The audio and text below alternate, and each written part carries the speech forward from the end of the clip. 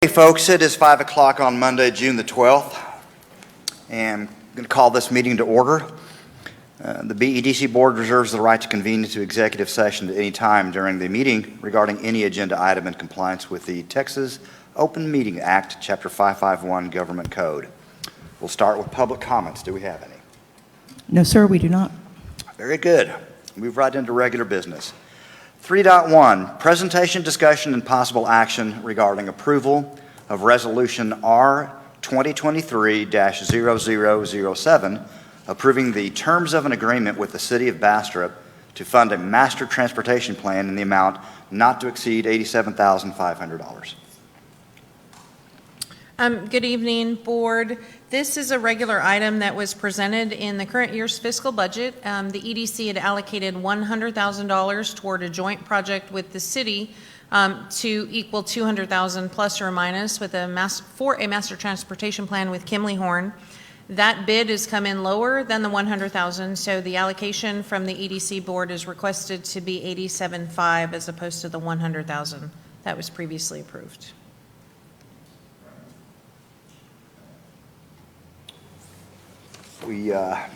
Motion to approve. Second. All right, all those in favor? Aye. All those opposed? Motion carries. Thank you. All right. 3.2, discussion and possible action regarding adoption of procedures and metrics of the BEDC's revolving loan fund. Discussion and possible action regarding the BEDC providing matching funds for the program. So, Drew, you got to come up to this will be the first time Drew presents to the board. So this is the revolving loan fund that we've had the discussion about. This was the award from Roscoe Bank. Yes, thank you. $100,000, $20,000 a year. The board previously sent us back for additional information and metrics. So take it away, Drew. Hello. Okay. Okay, I know some of the board members have reviewed this policy before, but I'll do a quick, refresher for those who haven't. So the revolving loan fund, kind of the general idea behind this is to provide low interest loans to small businesses for the purpose of creating jobs, increasing sales tax revenues, and then investment in the city limits of Bastrop. As Sylvia mentioned, it was funded by Roscoe Bank through $20,000 a year for 5 years. And then, just with my background in small business development, at the Small Business Development Center, a lot of times it's difficult for small businesses to acquire loans that are of a small amount because banks or lenders just typically aren't interested in doing something less than $50,000. So in this particular policy, we are looking between $3,000 and $10,000. Obviously it would be up to the board if that was to change any. But so there's some economic objectives behind this, mainly to increase sales tax that comes into the city through ramped up production. Say a business is to purchase a piece of equipment that would increase their sales. That would be one way. Another way would be adding employees to their business as well. Let's see. The eligibility for this is to be a for-profit business within the city limits, so that it does add to the city's sales tax revenue. That's something we'd have to make sure that the business that we were talking to did in fact have to collect sales tax, because some of them do not. The eligible uses, there's quite a list of eligible uses, but the two main that I can think of people who have approached me thus far about this are typically property improvements and machinery, equipment, and fixtures for the business. As I said before, the applications are looking at between $3,000 and $10,000. One did ask for 15, but there's kind of dependent on what our thoughts are on how high you would want to go with this. But at the moment, it's suggested between $3,000 and $10,000. The loan terms and rates We're suggesting here that the loan term would be for 5 years. At the interest rate would be, on these loans would be 3/4 of the prime rate of the Wall Street Journal listed rate at the time when someone was to apply for the loan. And then, let's see here, I think I've hit most everything. Yes, that is it. Is there, what's that? I'm sorry. The creation of the review committee. Oh, yes, yeah, and I think that may have been here before, but basically how it would go is that we would get the EDC would get the applications, go through and make sure they're eligible, kind of clear them out if they're not. And then once they are, it would go to a committee from the board to just make a determination on whether the loan should be approved or not. So, and then it would go to the full board for final approval. Drew, refresh my memory if you would, please. Is this what we get from Roscoe Bank? Is it $20,000 per year for 5 years? It that what is. Okay. Correct. Very good. So, Drew, one of the things I was asking Angela and Sylvia was, in where they ask for the approval, if you make a motion, you're talking $50,000 a year. So if Roscoe's giving 20, then you're asking for us to give in 30. Is that? We'll discuss that in the budget. It's not part of the application or the item. That's going to be a part of the budget itself. But yes, we would ask for that because there's a couple of things that the EDC has in the budget. One of them is like facade grants. There's other pots of money that we help existing businesses with. This is actually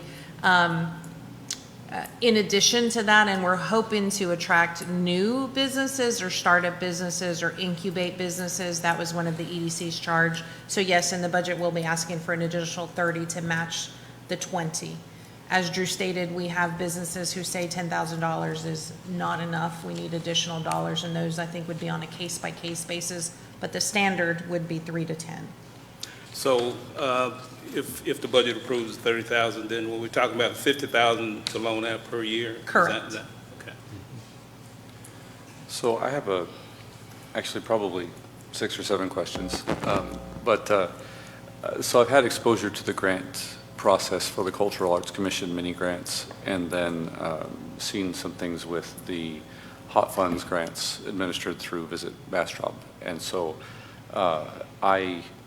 I really liked this document. It's really well written. I don't know, who did that, but thank you, Angela. But I have some questions on some topics that have come up in my review of these other things that I've done recently, and some questions kind of going through it. The first one is on the eligible uses or ineligible uses of the loan fund. Something that came up in the Cultural Arts Commission was someone had a project that was, say, 75% complete that they took on themselves and did themselves, and then learned that this grant was available and then applied for it. And it would have been one of the eligible uses, except it's already, almost finished. And so we discussed it in the Cultural Arts Commission. I'm like, well, wait a second. Are we reimbursing them, or are we, giving them a loan to take on a project? So, does the board have a position on that, because it could come up? So typically, especially in the past when we did do building improvement facade grants, the rule was that you could not start the project prior to having approval from the BEDC board. And that is mostly because we have what we call a what for, meaning, or a but for, excuse me. It's completely different. The but for means that project would not happen but for the BEDC's involvement. Got And it. so if they're already in the progress of doing it, that kind of takes that away. Okay. And it's supposed to be used as an incentive to get people to do No, it. and I think that's perfectly reasonable, but the policy is silent to that topic, and so I think that perhaps we should insert something on that. Okay, so a couple of comments on the approval process done by the review committee. It seems, I guess, somewhat open-ended and maybe even arbitrary. It's up to the wishes of those individuals. There's not a scoring rubric or anything that the applicant might pursue in terms of goals. And you certainly can have it that way. But I've seen that cause challenges where someone doesn't quite know where the goalpost is. And this is not a shall issue process in this case. This is those individuals will apply their judgment and, say yes or no to things before it's brought to the board. So I just, opinions?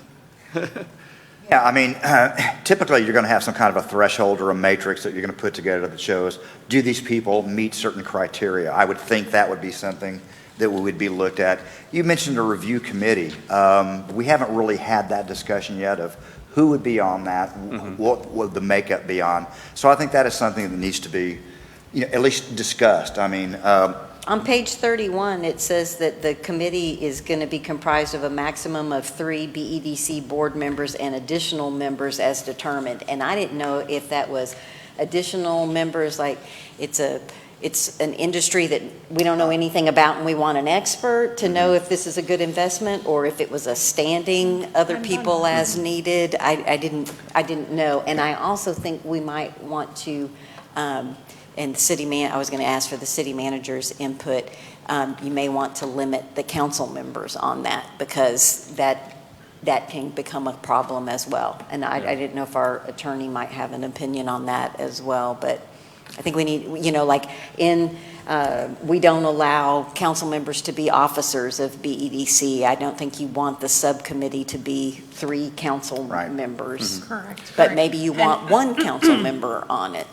Had not even considered the outside input, but absolutely, I think it should be at the board's discretion if they need a subject matter expert of said industry. These loan amounts are small. I'm not necessarily sure, but And that's yes. where I was. I would think 3, and it's coming to the 7 for the vote, and staff, you said it'll come to BEDC and we'll review it, but really you mean staff will do the right. first. Yeah. And your process, I agree with John Angela, just an excellent job on here's how it flows through. Here, if it's not complete, we'd say it's not complete, and it's real clear, and it makes sense. And so when you guys are ready to bring it to a committee, you might staff may tell the director, hey, we may need a subject matter expert on this committee to review this particular loan application. Yeah. But to your point, Madam Manager, as far as it's potentially less than $50,000, it's not going to be rocket science. You're going to be looking for a solid business plan, and staff will have a good idea to review. and that kind of leads me to an add-on question to this one. Is it, do you have something that's imminent that needs to be taken a look at, where you guys make a recommendation, and would that be, as an example, ready for review on the next regular board meeting, or would that be in the July board meeting? Probably July. Okay. Drew's been working, this has been floating since Roscoe Bank announced.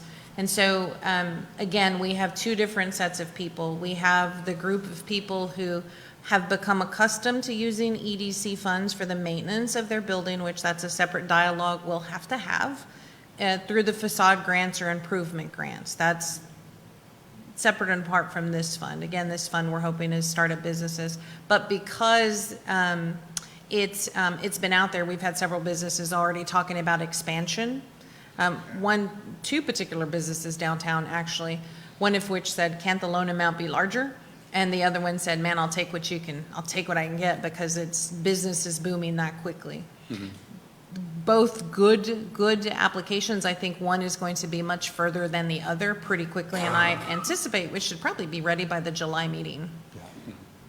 Okay, then I guess we should, at the next meeting in next week, next Monday, Yes. we might want to at least have a discussion. Yeah, The we're going. rubric, yes. To go ahead and get, A rubric, and get the subcommittee lined up, right? That's where I was going with this, so that we can be ready to receive the recommendations for the July meeting. And so maybe, and I think, Chair Spencer, where you may be going is maybe the committee is a minimum of 3 with a maximum of 1 council member, or whatever, Yes. to generically, and then you can appoint it to review something for July. Okay, yeah, I think that works. Everybody okay with it? Some more questions. Yeah, oh, of course. So Perhaps a policy statement on what happens when the money is exhausted for that year. Something along the lines of, any applications that come in after the full amount has been granted will be deferred until the following year, or I don't know, whatever, but just something that addresses that question. Okay. And then I have a question about transparency, and it has to do with the subcommittee. My vague recollection of the Open Meetings Act says something along the lines of, if the subcommittee is, or if the whole committee is going to rubber stamp, and it uses that phrase, the acts of the subcommittee, then the meetings of the subcommittee are subject to the Open Meetings Act. So we would have to decide if they're effectively making the decision for us or not, and if they are.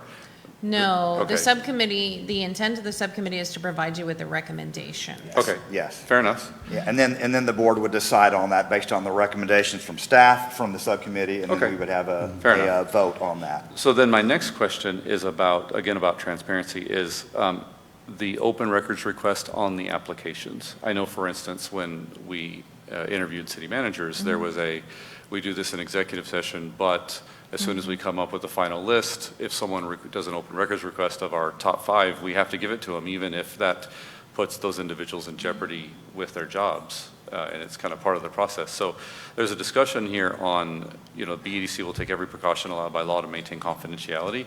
If we are required to produce the entire application, including the confidential information under an open records request, then I feel like we need to say that.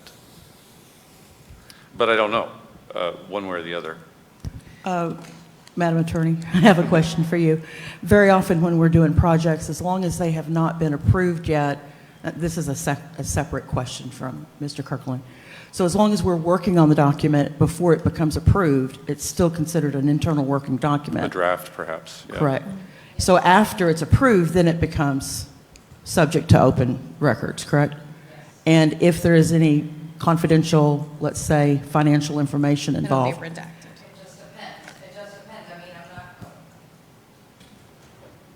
Social security numbers, Yeah, and it driver's just depends, I license mean, I don't want numbers. to give that away, right? I mean, we have to, it's on a case-by-case basis with every document, and what's been requested, and what's, so I can't definitively say one way or the other, but it might be, it might not be, so. Well, for instance, the personally identifiable information, that I'm pretty sure we can pull Yes, out. social security numbers, bank account, Right, right. routing Yeah, number. Bank But account numbers, Driver's we don't, license, yeah. But that's not even what I was thinking of. I was thinking about someone's business plan, or they might consider that proprietary or confidential. I mean, many businesses would. And I'm kind of thinking that if they give it to us and it's part of the application and we approve it, that we need to put a statement in here that says that, that even confidential, non-personally identifying information will be released if the application is approved under an open records request. I mean, just something that says that, if that's indeed the requirement under And we law. can get with the attorney to write that specific language. Yeah, I'm not because you're right. volunteering that we give it away if we don't have to, but if we have to, let's make sure we're clear about that. Well, and more importantly, I would take the different approach. Yeah. Put things in the process that make it where we automatically don't have to reveal trade secrets and confidential information. Because Yeah. even at the time, if the request was made, we'd go to the Attorney General's office and say, we think this is private and we don't want to have to share it anyway. So we're just saying, why don't we write that in now to make it easier? Well, and chances are, this is really basically a loan application, and you're going to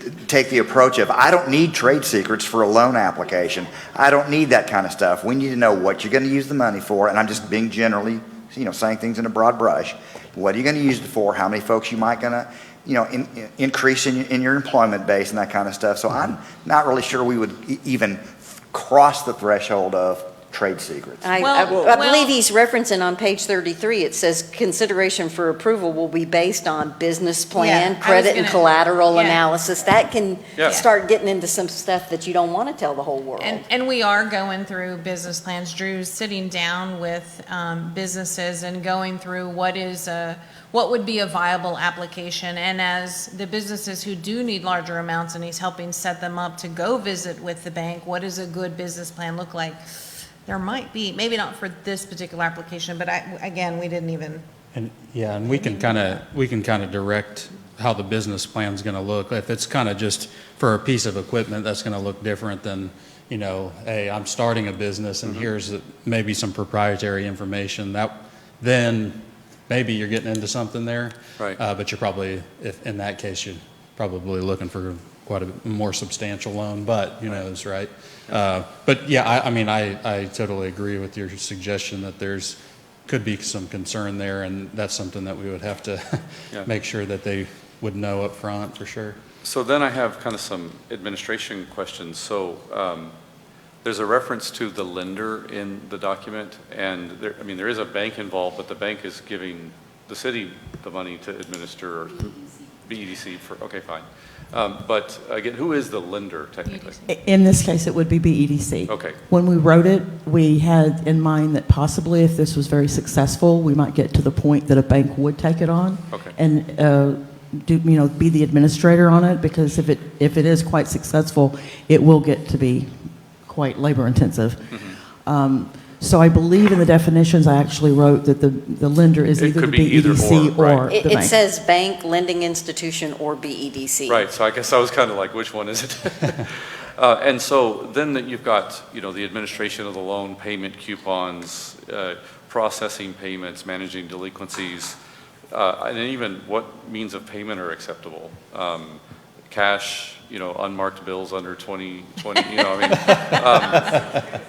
no, exactly. Credit cards and ACH, and that's not mentioned in the policy, is like what means of payment are acceptable, and I don't want to tell the city or the BEDC staff, which ones they have to take, but rather which ones are convenient for you to take, and I think that would be useful to communicate in the policy. And then in terms of the administration, if it were $50,000 a year and you've got, goodness, 12, 15-ish, people that you're administering, and that's you're building up per year, you could be doing, 40, in year 4, and there's overhead Yes. there, and the model that I'm making up in my head right this second doesn't really tell me what percentage of a staff person it costs, but it almost feels like it starts to cost as much as the entire amount of 1 year's, amount is. The way it kind of comes together with managing 50 potential, payments on a monthly basis. And I would say that's not EDC's charge, and we best leave that to the experts. So I would amend the document between the city and the EDC to allow finance to accept those payments. Finance Okay. sends out thousands of bills a year, Okay. and they manage that and they do it well. Yeah. Whereas we get our rent payment done, our utilities payments. Let's also, understand too that we have a total amount of $50,000 a year. Yes. I sincerely doubt there would be more than 4 or 5 people that come to us that are approved. I cannot imagine more than that in any given year, because we're going to run out of money real quick when this thing gets to be going and people are like, yes, it looks like we might be able to use something like this. We only have $50,000 a year. Well, but I was contemplating in year 4, after having given out $50,000 a year, years 4 and year 5, where you've got, even if it were 5 per year, then you might have 20 or 25. So that's where I was noodling on, is the cumulative growth of several years worth of effort. And I'm out of questions. Thank you. All good points. Thank you. Ideally, we would have partnered, if it does get bigger, we would partner with a bank like Roscoe or whoever else can fund additional seed money, where it's, again, this is what they do for a living, and, our job is to facilitate those two.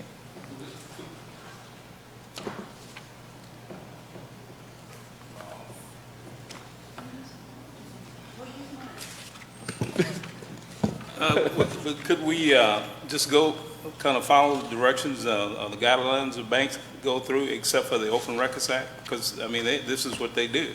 So whatever, and I would think the main thing is going to be the financial analysis of these businesses coming forward. And we probably got the expertise when you talk about profit and loss statements and that kind of thing. But as far as the expertise of what the business does, that if we run into that, but I would think 3 to 10,000, you're not gonna run into anything that we couldn't handle out here on the staff, probably.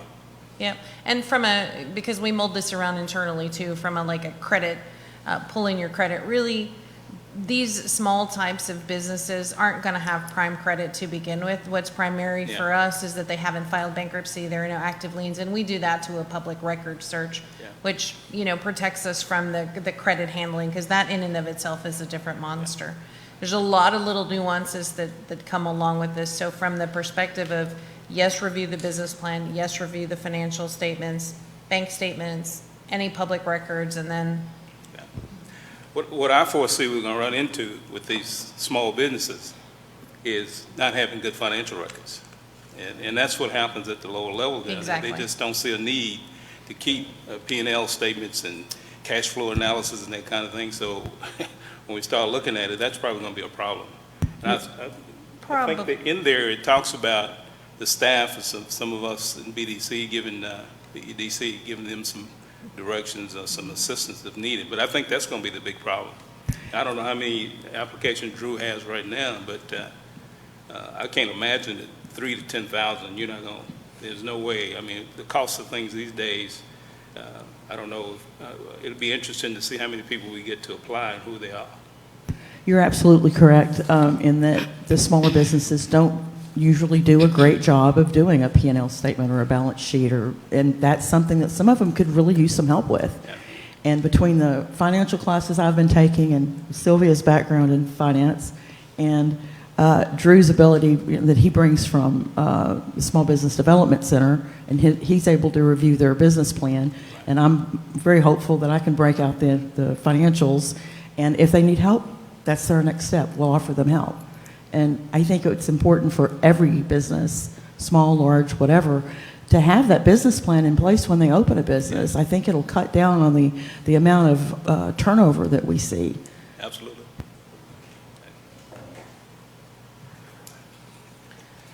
well, I think, Mr. Washington, it also speaks to the mortgage industry and a lot of the financial industry providing no documentation loans for obviously higher than subprime rates, but we'll help them through. I think a good portion of this is financial education, and as Drew is finding out, as he is meeting with folks and helping them get even get a business plan together, and then helping them even just get their documentations together, that alone is already a service that hopefully will pay dividends. So, I provided questions and comments on it. What would be the appropriate action on getting responses to those, but in a time frame where you can use the policy to manage the applications that you already have? Or To incorporate those into the policy and bring it back for final board approval on the 20, whatever day, next week? I was going to say, the beauty is we're meeting next Monday. Right, Yes. the 19th, right? Fair enough. 26th. 26th. The 26th, yes. So to incorporate the suggested changes and bring it back into a, Okay, so motion to table. Oh, wait a no, minute. no. Oh, I'm sorry. There's really nothing that precludes us from having follow-up questions when they submit their application. And we're talking about a $3,000 to $10,000 loan. We do recognize that there may be some lack of understanding on how to maintain financial records. And I think that's what we're here to help them with, and certainly follow-up questions would do that. My main concern in this process is consideration for approval will be based on, but not limited to, the following. I think it's vitally important we're consistent in what we approve any of these loans for. We can't have varying qualifications or considerations, and I'd like to see us place that in a little bit more solid foundation. Thank you. Same concern that I had when I was reading through as Councilmember Kirkland, or Mayor Pro Tem, I'm sorry, Kirkland, and Mayor-elect Lyle Nelson. I was wondering how, okay, we have $3,000 to $10,000 now, $50,000 with a match, but how do we determine who's going to get $3,000, who's going to get $5,000, who's going to get $10,000? It's based on their application request. It's based on their They're request. they're going to tell Yes. us how much they want. Yes. But if they say they want 10,000, how do you determine, no, we're only going to give you 3,000? That's up to the loan committee. It's staff recommendation, right, based on what they can provide, what they need, Obviously, if they're trying to borrow 10 and the piece of equipment they need is $250, there's a recommendation that's going to come along with that. But as long as staff says it's viable, there's $10,000, we have $10,000 available, they need $10,000, it's a viable application, we'll recommend approval. The loan committee can still say, kind of shaky, maybe X amount, and then the board has final say. So it'll go through 3 filters. And there's no application period. This is just as you receive them, Yes. it goes As to the funds are committee. expended. I would imagine it'd be a first come, first served basis. Right, which, what'd you say? First come, first served. My only concern with that, though, is if you do get a bunch of applications, I know you're saying we may not, but we may, if we get a bunch of applications and that 50,000 is gone before,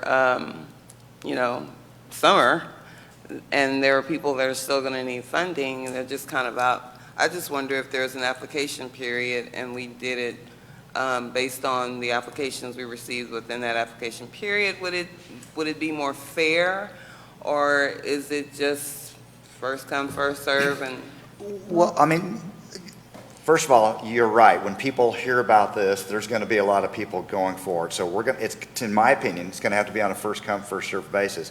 Once we reach the threshold of 50,000, we cannot accept any more applications until the next year, whatever period that is. So maybe what we do is consider they can put it in a draft form that could be considered later on whenever the term opens up for the next 50,000.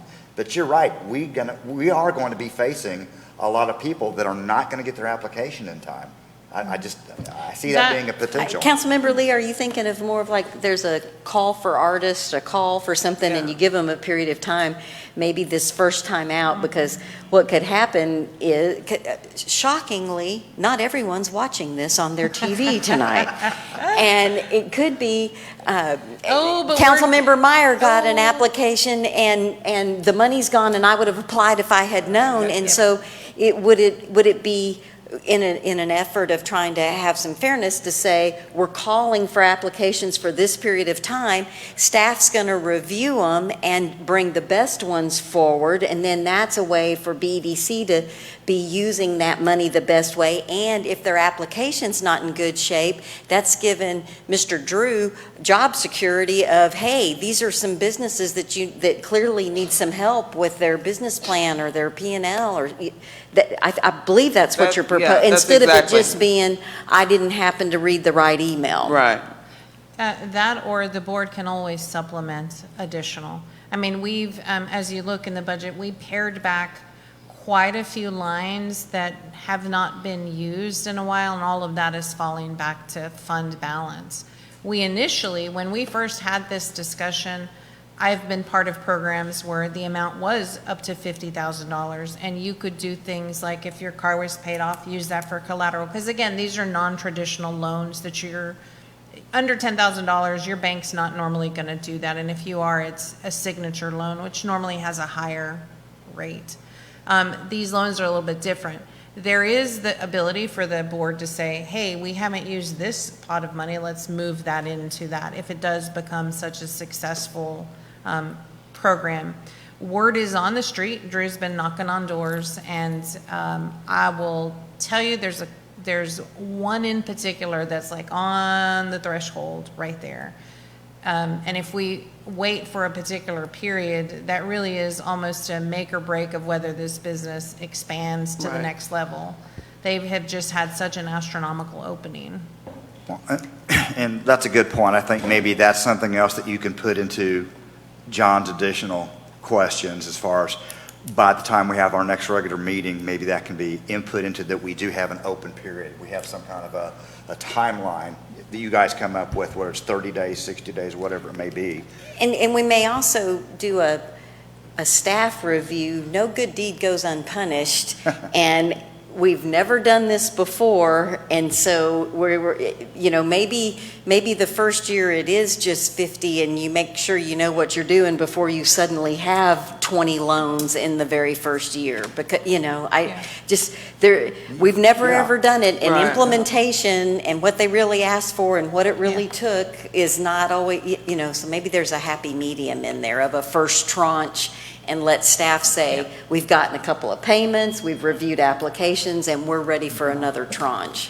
The Cultural Arts Commission, the experience from that is that they did a call, and then they received applications, and 2/3 of them were excluded for technical reasons, a different number of things.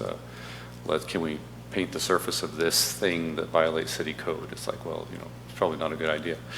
And so, but then when we completed the whole process, we had only granted, a fraction of the funds. And so they then did a second call to see if they could, provide grants for the rest of the money in this year. And I think that gives, like if someone does or hands in an incomplete application or it's not up to par, it then gives that person an opportunity to kind of go back to the drawing table, come back the next round and reapply without having to maybe wait another whole year. As opposed to, you were the very best application, but you were, darn it, the luck, 2 days too late. Yeah. And so we didn't consider in your you. scenario, Councilmember Lee, would they hold their place in line even if it wasn't a complete application? No, I wouldn't say they would hold their place in line, but it gives them time to regroup, go back to the drawing table. Next time we open it up for applications, I've revamped my application. Oh, I'm for the next Right. time. Okay, Right. okay, I gotcha. A couple of other things. John, Mayor Pro Tem Kirkland asked a lot of my questions that I hadn't read, but I did want to ask about the fees. So there was a statement there that said recipients will be charged for legal and consulting costs incurred by BEDC in processing the non-application included in the loan amount. Can you give some insight as to what those fees would be and about how much? Because if you're giving me a $4,000 loan and now you're tacking on another $1,500, $2,000 in fees, I'm struggling. So I did a lot of research in putting this document together. I don't anticipate it being significant. And Clarissa over there might be able to chime in a little bit, but I think if we needed to ask, hey, is this a proper use of EDC funds, then they would give us an opinion, and it would probably be, I don't know, somewhere but under $100, I'm guessing. I don't see. Well, so in the loan that I was telling you about in the program, it's Del Mar College Small Business Assistance Center. And so it was, and then they had a partner, it was like mano a mano, and it was really attempted to be a really small micro loan program. And in some of those cases, you were able to put up collateral. And so there is lien and legal stuff that has to happen with that. We've not even talked about collateral. We're anticipating these to be signature loans for all intents and purposes. So I don't anticipate a whole lot of legal documents, but there is a contract that has to be signed and written. There would be a legal fee for the legal team to write up that document and then to notarize the stuff, but I don't see a whole lot of legal. It's not in the thousands. I would say in the 250 range more than likely. And it's sort of a loan origination fee. If it's that small of a fee, isn't that part of the administration of doing the We job? can, and it not be passed on to the applicant. Thank you. Thank you very much, Mayor. I prefer that. And then I think that's it. Like I say, Mayor Pro Tem Kirkland asked all of my good questions. Thank you. Well, I would like to just say one thing here. Prior to talking about this particular issue, we are going to have this discussion in executive session on the budget, right? On the workshop that's coming up. So I would recommend that we complete that before we discuss. I mean, we discussed it, but I don't know if there's any possible action until after we have the budget discussions. No, this one is about policy itself, procedures and metrics. This isn't necessarily the dollars allocated to, or at least that's how it's posted on the agenda. So Oh, then if- providing matching funds. Yes, right? the matching funds, that's what I'm You're talking right, about. You're right. But the budget's not an executive session. No, I think he's Well, thinking about the I may have workshop used that. I session. meant budget workshop, sorry, Gotcha, budget gotcha, workshop. I do want to point out something that, just in my experience, when it comes to a certain period of time that you can ask for a grant, let's say.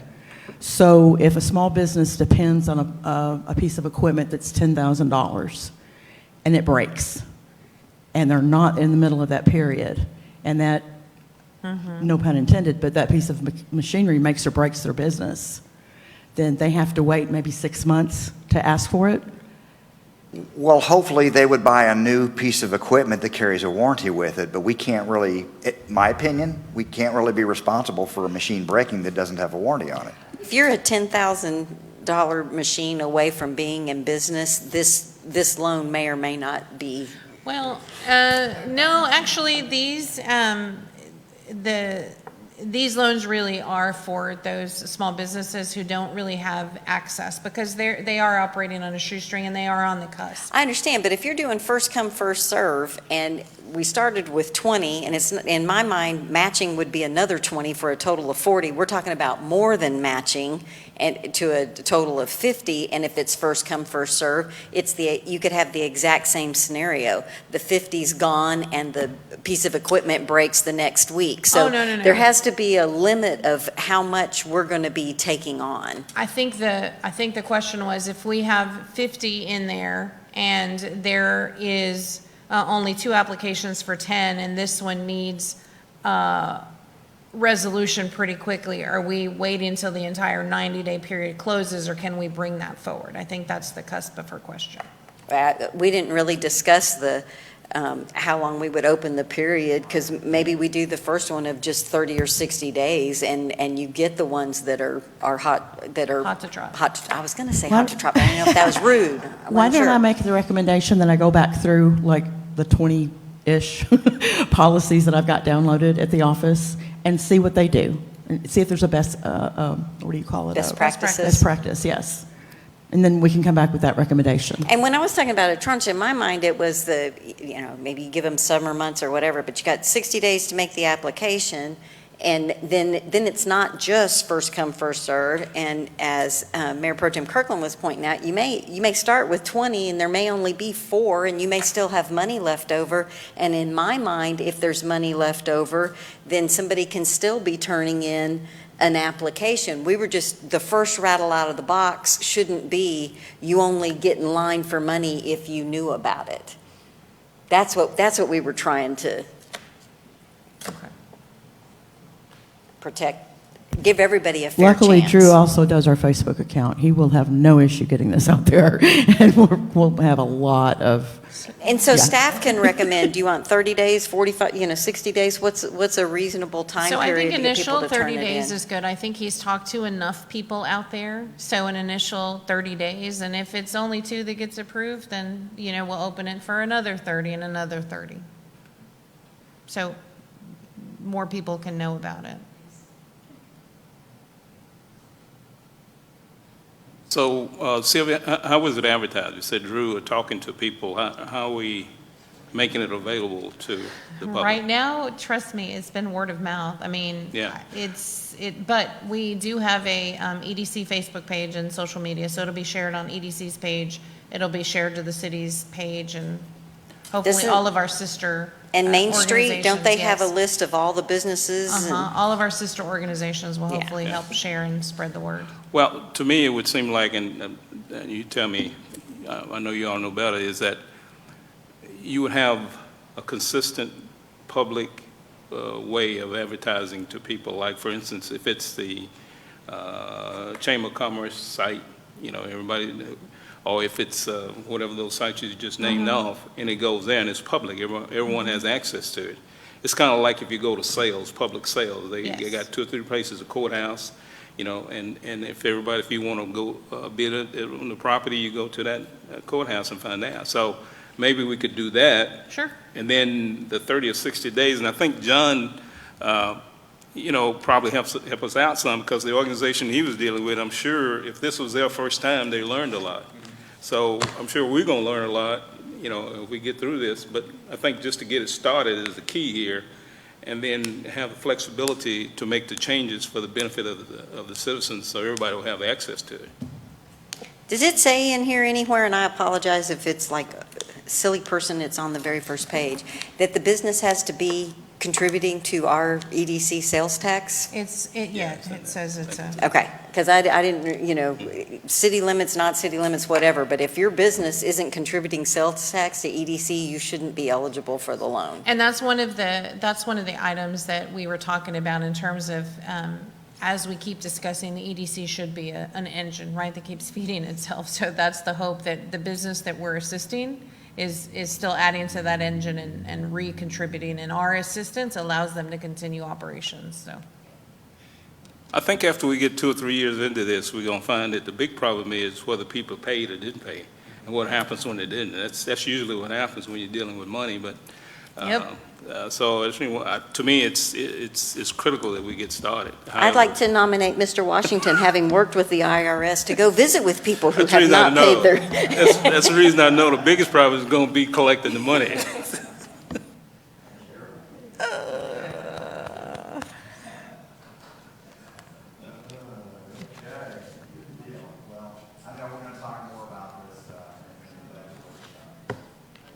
Are you going to have a motion to table until? Well, yeah, I motion to table this until we finish our discussion on the budget workshop. We can go ahead and revisit this once we get finished and we understand what the actual ask is and everything else. So is that all right for everybody? Second. All those in favor, table? Aye. All those opposed? All right, motion's tabled for right now. Thank you.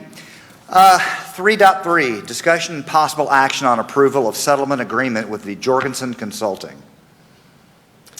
We do not need to go into executive session for this item as per our attorney.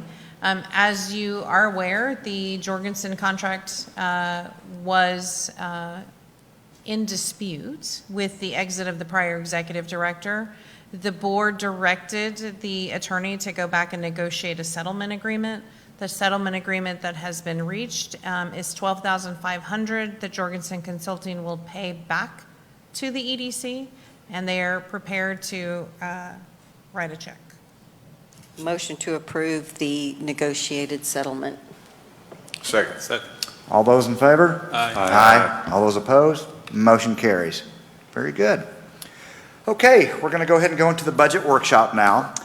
The BEDC board will meet in a budget workshop session to review and discuss all matters related to the BEDC's draft budget for fiscal year 2023 and 2024, including discussion and possible action on education and workforce development programs, infrastructure projects, and proposed capital improvement projects that can legally be funded by Type B sales tax.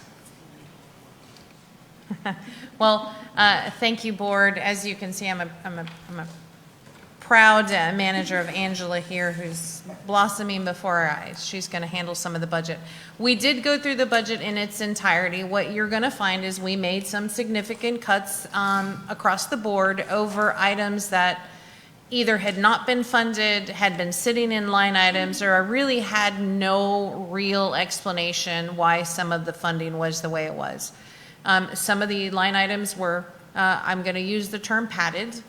We were expecting certain things to occur, and they didn't occur. And so as opposed to carrying over those funds, we took our red pen and reduced those.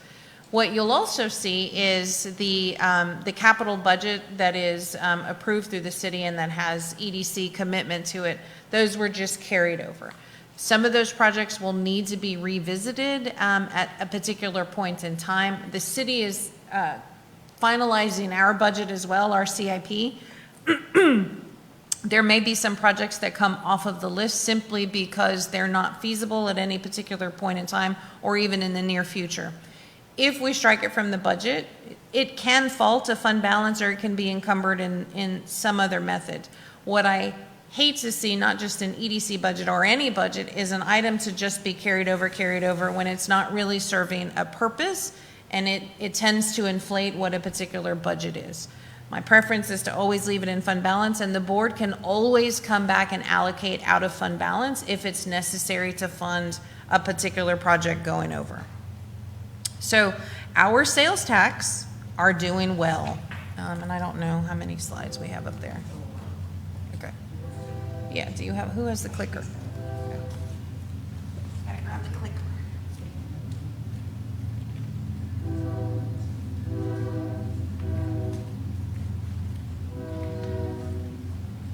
Probably very hard numbers to see.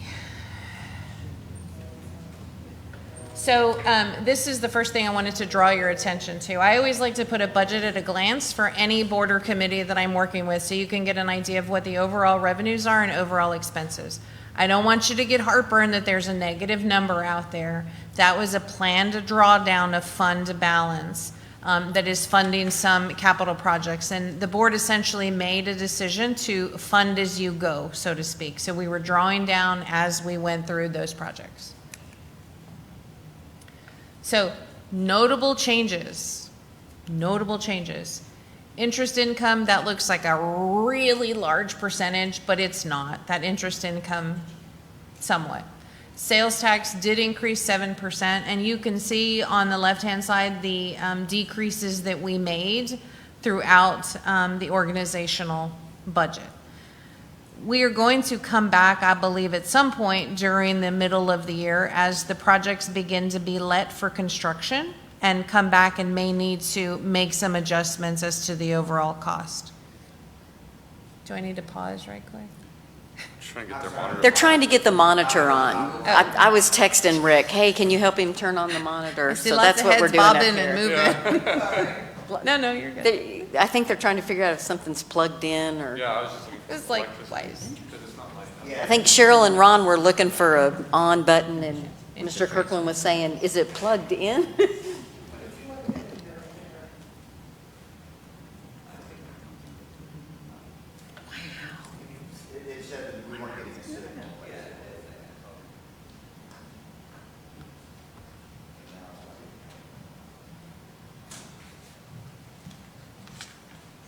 Is yours online?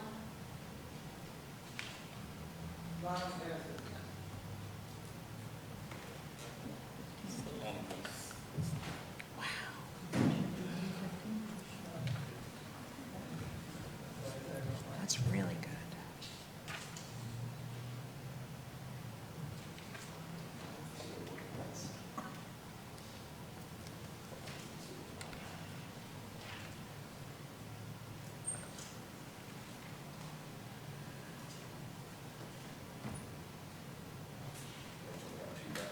Are you guys okay if she keeps going and we just look at the monitors? Okay, no problem. So expense decrease over on the left-hand side, we did cut through city projects programs. That is a plus $2 million, and we're going to go over those in an itemized budget. 2022-23 budget was 2.7. 23-24 budget is projected at 4.8, and that is mostly the South Street project that alleviates traffic out of the business park. And if you recall, it was also the subject of a intense conversation as it pertained to the incenting of the movie studio project. That makes up the bulk of that. Blakey Lane makes up the rest of that.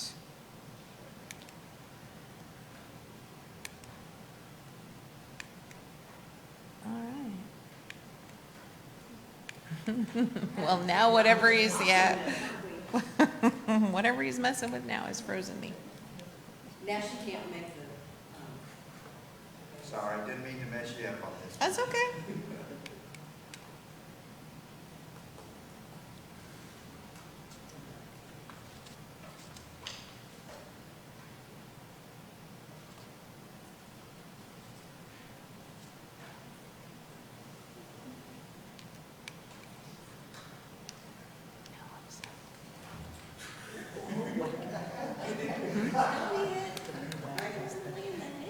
I think whatever he did is connecting to everybody.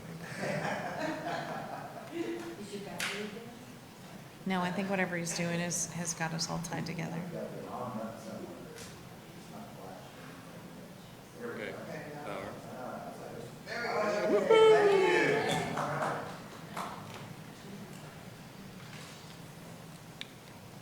Nope, I'm still frozen. Oh, there we go. All right, administration, we did eliminate a seventh staff member position. We have realigned some of the job duties internal. There are still some items that we will need to cover internally as staff, and I'm trying to align best resource, best job, best person, best description. Marketing and advertising, we did decrease that amount, and I don't want us to feel like, oh my gosh, nobody's going to know the EDC exists. We just went to actual expenditures of the prior year. Again, not trying to quote unquote pad. Contractual services also reduced, and the BEDC infrastructure, $600,000 is projected to be spent by the end of the current fiscal year. These are some programs, the BEDC programs listed here, you may want to discuss. As we talked about, cash incentives, which I don't know how to wrap my head around that. Disaster relief, eliminated film Bastrop. We consolidated some of the small business and entrepreneurship programs and redevelopment. Those were on separate line items, made no real sense. They were covering essentially the same thing. Those got consolidated. And then business retention and expansion programs will also be discussed. We do have to talk about the grant and the facade. That has come to our attention more so in the last couple of weeks. We do need some policy and we do need some direction. As the newbie, I have a hard time wrapping my head around some of that policy. Here's the Agnes Street grant. The 1% match is $123,000. That's an increase of $80,000. Blakey Lane, $400,000, but we had a $950,000 carryover. There's also some potential grant funding that may offset this amount. South Street increased by $2 million because we are now at the more than engineering, and that had a $950,000 carryover. I need to point out that the numbers in your packet don't quite match that. I had a math error. So the ones that you're seeing up here on the screen should be correct.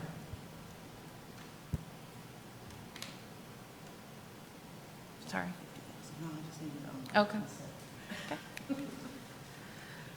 So revenue projections, again, the fund continues to be healthy. $4.7 million is the projected revenue, up from $4.2 million that was budgeted in 2023. So it's an additional $500,000 of revenue. Sales tax is the biggest driver, $275,000 of that. There's that interest income. That's what makes up that $500,000. At first, I thought that was an error. It's not an error. That's an increase of $235,000. Well, that's because the previous interest was like 27 cents. That's right. I mean, that's. And I think a previous treasurer worked with Ms. Waldron to make sure that our funds were making Investments. money. Yeah, investments. So the rest of it is not nominal, but those two numbers make up the vast majority of that increase. We do have a little bit of money from the cell tower, and then we also have the BEDC grant, which shows up as $20,000. Operational expenses in the budget, staff, just the staff costs alone. This year we had $917,000 budgeted. We're going to project a little under $690,000, but with a full contingent of staff, that is estimated to be $811,000. Six staff. I'm super sorry. Can you go back one? What grants did we give that we're getting grant receipts on? BEDC grant receipts is the way it's worded in the revenue, and that's the receipt that we received from Roscoe this year. In the past, it may have been something else. All right. But right now it's just Roscoe. the way it was worded, I knew it was the right amount of money, but it was a weird way to word it. So thank you very much. So we go into operational expenses. We had 811 in personnel, and then we have about 120,000 is 119.9 in operations, which includes utilities, maintenance, et cetera, et cetera. We do have a lease coming up due at very, very soon. I think we need to make a decision by October.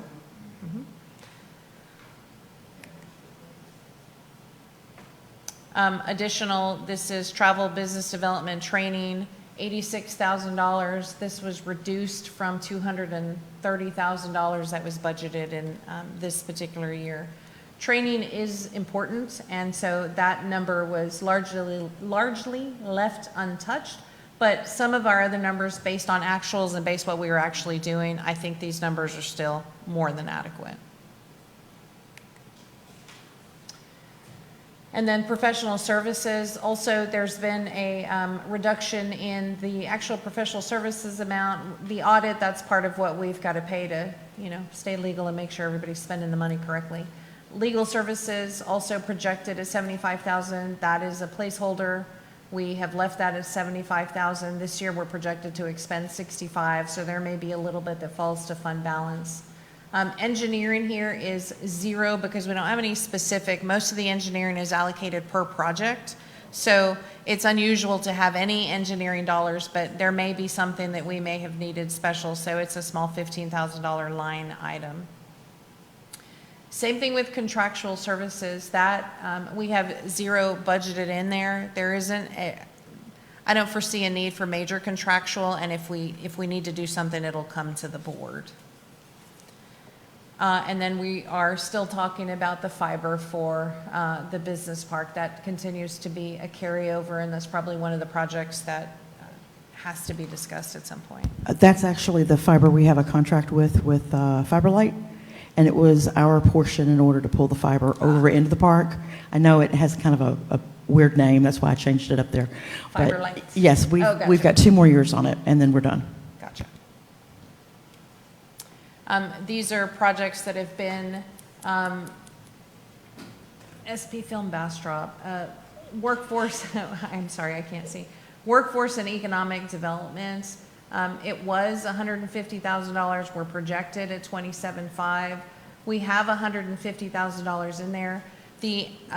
And that also may be extra, but the anticipation for that is partnering with Smithville Workforce, partnering with the ISD, partnering with other folks who will help us do the workforce development. We've pretty much come to a internal discussion that there are experts out there. We can certainly provide support. We can certainly supplement. I think there are people who do it far better or know how to do it far better than we know how to do it. And then we move on to any 380 agreements, water rights funding. That is a sore subject, I'm told. This is the last year, isn't it? Yes, yes. I wanted to bring that to attention because every time I touch on that, there's a series of words that. And then small business retention and expansion at $250,000. Cash incentives has been zeroed out. Closing costs, we have a $25,000 for any transactions in the business park that may be. So if you would, give me a little bit of information of why we budgeted $150,000 in business retention and expansion, but projected we're going to spend 0. Is that because we're doing this grant thing, or what? Why did that come out, but yet you put it in the 2024 for $250,000, which is even much higher? 2 reasons. This would be where we would allow for that discussion of facade or building improvement grants, which is something that Sylvia really wants to put some meat on the bones of. We didn't have any parameters for the last 5 years or so on that program. Secondly, 3 of the other programs were rolled into that one. Anything entrepreneurship related, basically any tool that Drew will have in his tool belt in order to help small business is now in that one line item, and it has been reduced overall. So like 5640 was 125 and it's 0, and 5650 is 150 and now it's 250. So it's a little bit smaller, but it's put together. It's compressed. And the 250, when we talk about parameters, this is where I get a little bit uncomfortable.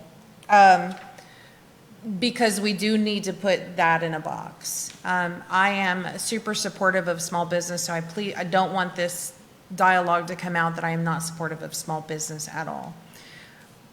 But in reviewing the information for the grants and things that we have provided in the past, there is a recurrent theme, and some of those applications come to us every 5 years or so for maintenance of similar items. And so it would be a better effort for us to help this small business perhaps learn how to budget for those periodic expenses like a roof or an AC. This is not for those one-time emergent expenses that perhaps insurance didn't cover, or there was a shortfall in deductible, or there was something like that that helps keep the business viable. There are some applications in there that need some parameters and need a box. And so I would encourage the board to help us with a subcommittee and help us put some meat on that skeleton, especially as we are to be the stewards and are supposed to be transparent with public funds. Super, super, super important. For example, if you need your roof changed out or you need a refresh of your facade every 5 years, that's an operational expense. That should not necessarily be an EDC funded expense.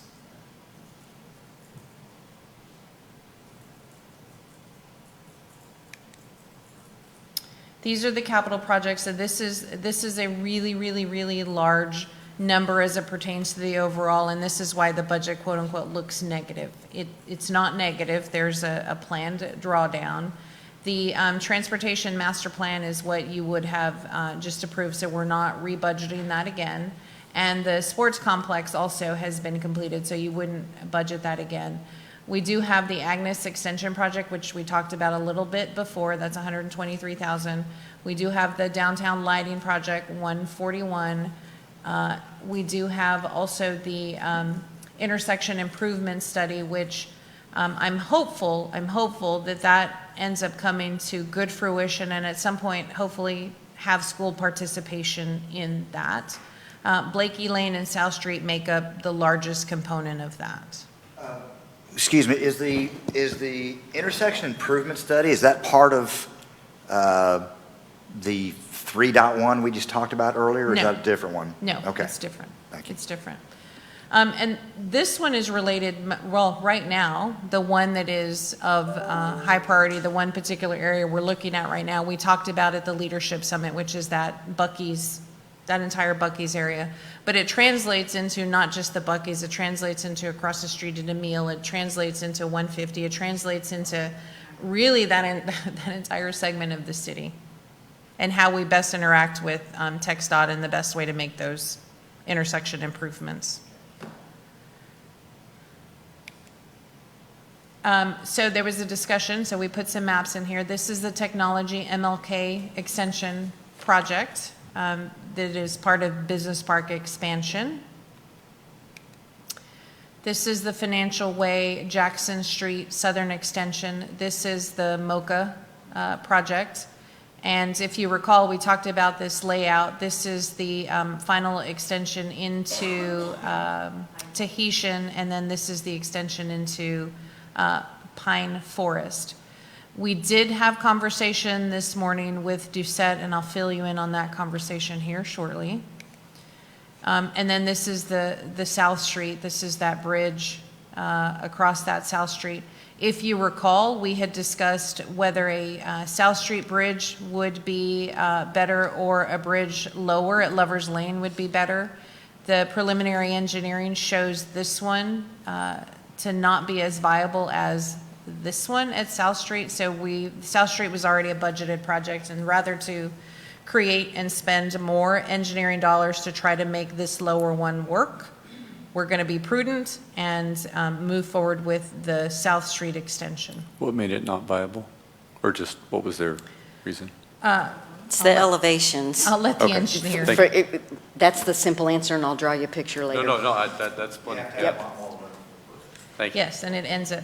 So part Because of, the- Yeah, just simple. Yeah, that's what I wanted. Thank you.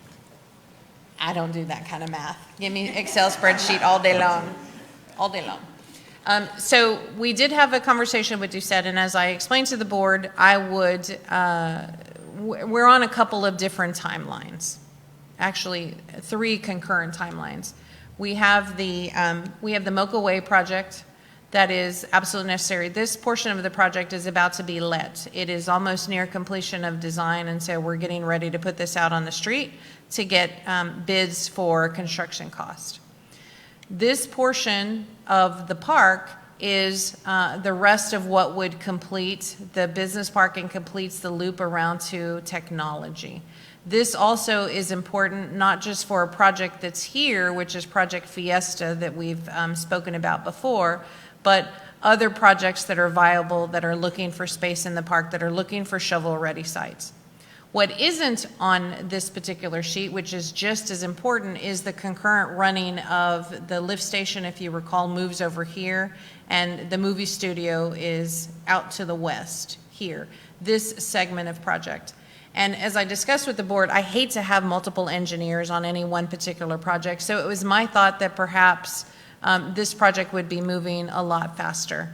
When it wasn't moving a lot faster, I asked the board that I would consider discussing the bottom portion, which is the movie studio project, to discuss with the originating engineer. Perhaps that would help us move a little bit further. Speaking to Doucette this morning, I'm confident he gets it, and we are on a path forward. That being said, it will be a revised scope. His scope only includes what's on this screen.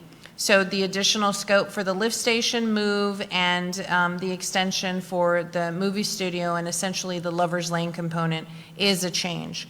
We did ask him this morning to go back and revisit his numbers. We also asked him to go back and revisit the assumptions, which would end up in a less expensive project for the movie studio. Right now, the lift station was estimated like 1.5 million gallons. And even with Pine Forest 6, even with everything on Lover's Lane, even with the school coming on board, even with the technology park, we don't see 1.5 million gallons. So hopeful to have that in my hot little hands by the end of the week. He's also getting ready to submit a final plat. We are going to stop treating this as a normal project that comes through and put it in the CIP project so that every time there's a submittal, it gets a review and it starts moving on a much faster track. Refresh my memory, wasn't there another entry up a little more north of the Mocha cut? I can't see it here, but wasn't there another cut going into Tahitian? Tahitian's down here. This is Tahitian. Okay, I just remember a different conversation. There was 3 of them, but okay, thank you. Mm-hmm. Chair Spencer, north of this picture, there was another through street going to Pine Forest 6. Oh, another. Yeah. In some of the maps that we've seen over the years. Pre-Sylvia.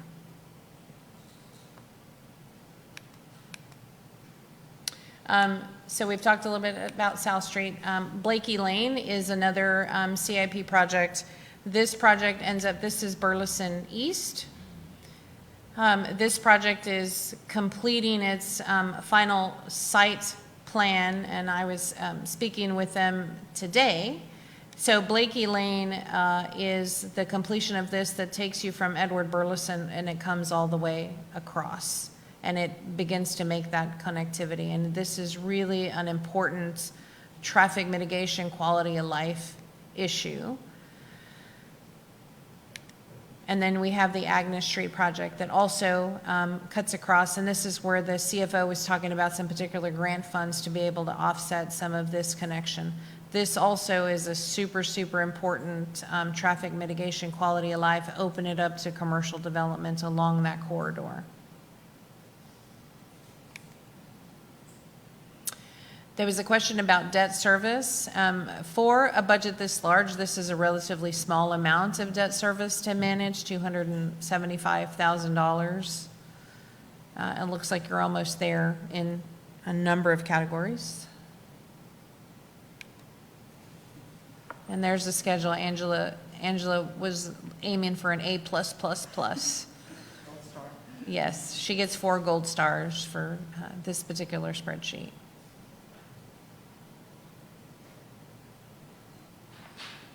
I was asked at a meeting probably a month ago, and I did the math on the back of an envelope. I think I said 2.5 roughly. It comes to 2.7.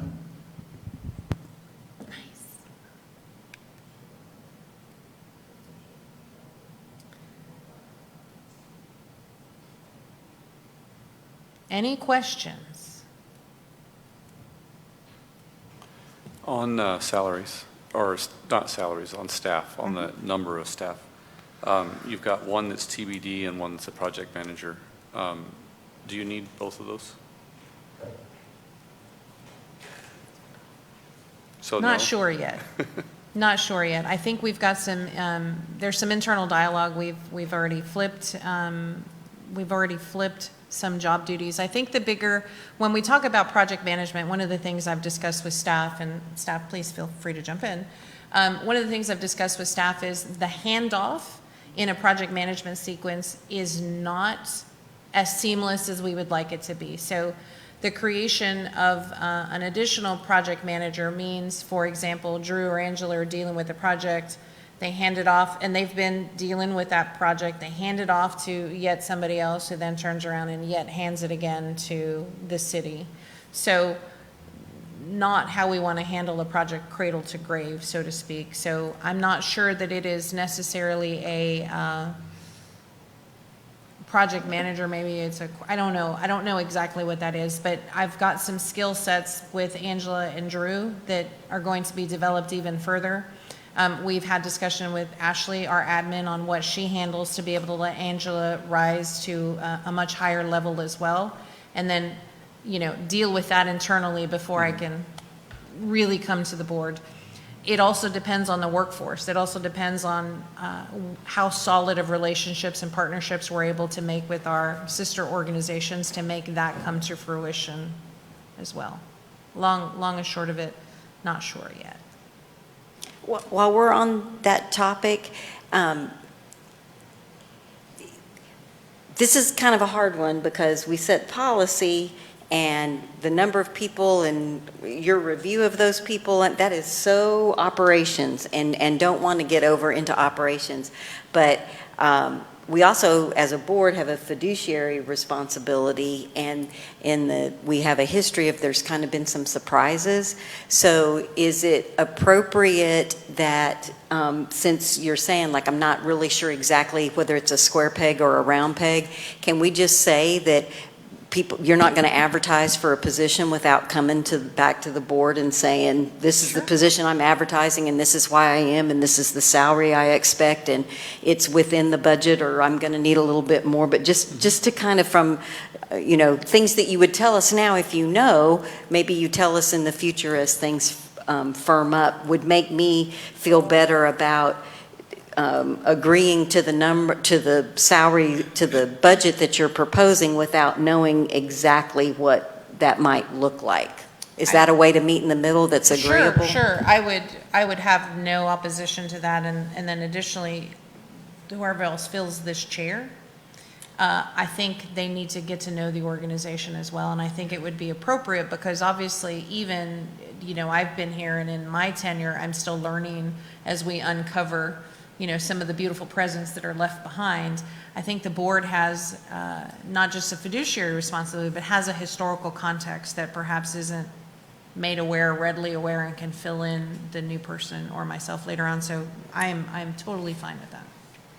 Yeah, I just want to be careful. I mean, over the last at least 4 years that I can remember, we've had this discussion for a long time about adding staff, and unfortunately, we have not added staff. We have seen staff decline over the last several years. So whether it's 6 or 7, I mean, we don't have an executive director. We went ahead and let another person go and whatnot. So we have kind of come down on it. My only point being is that we should, to your point, yes, we need more discussion on which one makes more sense. I just don't want to get to the point where we're not getting full staff here, because we've been without full staff for quite some time, in my opinion.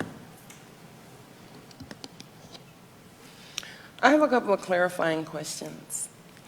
The rental income, is that only the cell tower? Is that the only thing we're generating rental income from? Yes, that's what it shows for you. There was a period of time that we owned 921 and we were getting that rent. And that's why if you go back a couple years, the number was so much higher. But then we sold the building and they quit paying you rent when you don't own the building anymore. It's one of those things. Okay, Thank you. And then on the training, what type of training does that entail? Training for the staff, training for the board? All of the above. Okay. So if any of the board wishes to go to the sales tax workshop, for instance, which I highly recommend, that's paid for by us. And if it's someplace that you need to spend the night, the hotel is paid by us. But it also takes care of any, like Drew may need to go to sales tax workshop, then he would be paid for in the same way. Webinars, if there's something going on with, I saw one the other day for affordable housing that I might be interested in. Those are all considered training. And I believe you're going to TEDC next month. Next week. Next week. We paid for her out of that too, so it's all encompassing.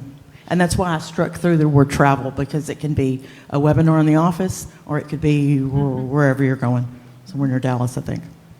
Okay, thank you. And then my last one was the LEB infrastructure was zero. Were there at one time plans? Which one's LEB, first I am of all? so sorry. I caught that the first time through, and I didn't catch it this time. LEB is a leftover from 2013-ish. That shouldn't be showing up as an active project. Okay. The EDC funded repaving it, burying the lines back there. I can show you some before and after pictures at some point. But it's very old, and Okay. it shouldn't be showing up in the current. It's I over by apologize. Neighbors. The neighbor's She wanted to side. know physically which alley it was. Oh, I am so sorry. Yes, it's the one behind the Main Street there. That's Neighbors. me. And there are no plans for, Not currently, no, okay, ma'am. thank you.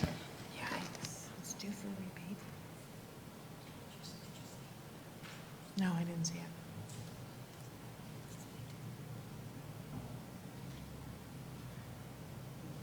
So this is a workshop, so you're not looking for a motion on this No. part.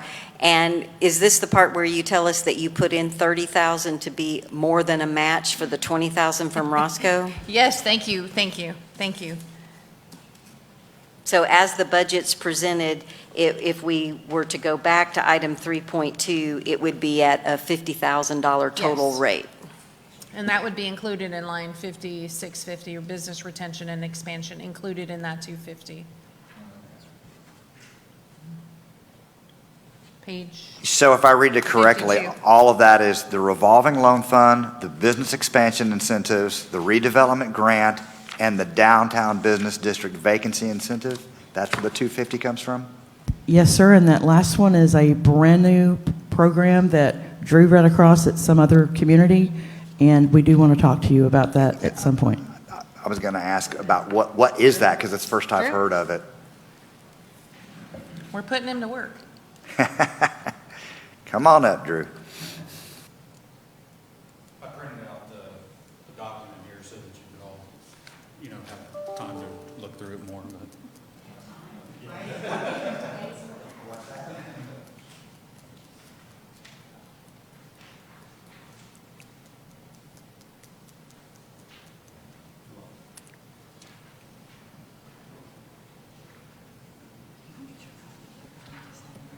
Oh, that's okay. That's okay. Do you? Oh, sure.